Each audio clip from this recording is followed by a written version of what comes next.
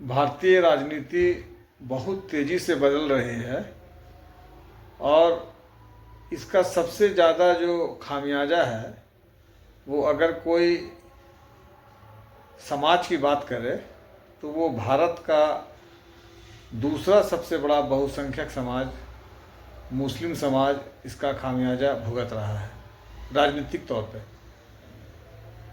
आप देखेंगे गौर से तो जो राजनीति है वो बहुसंख्यकवाद होते जा रहा है और संख्या के आधार पे वोट डाले जा रहे हैं, साथ ही साथ धार्मिक भेदभाव के आधार पे वोट डाले जा रहे हैं और सरकारें जो है वो सामाजिक रूप से या फिर आप धार्मिक रूप से कहिए तो वो समावेशी नहीं है।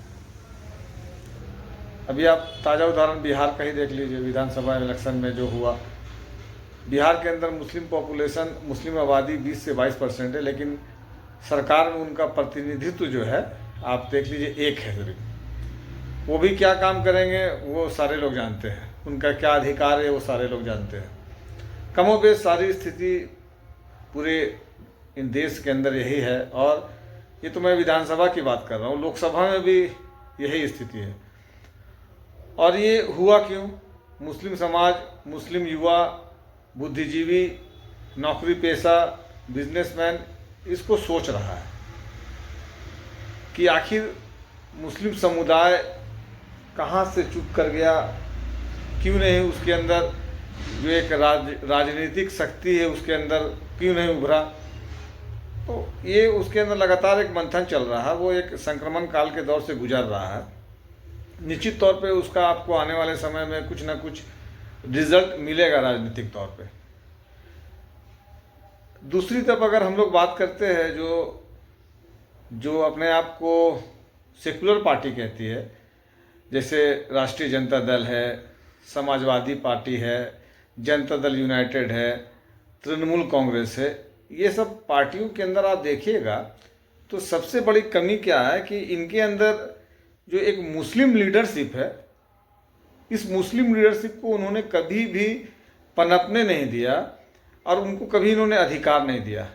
अपने हिसाब से वोट के माध्यम से सिर्फ इस्तेमाल किया गया और आज भी किया जा रहा है।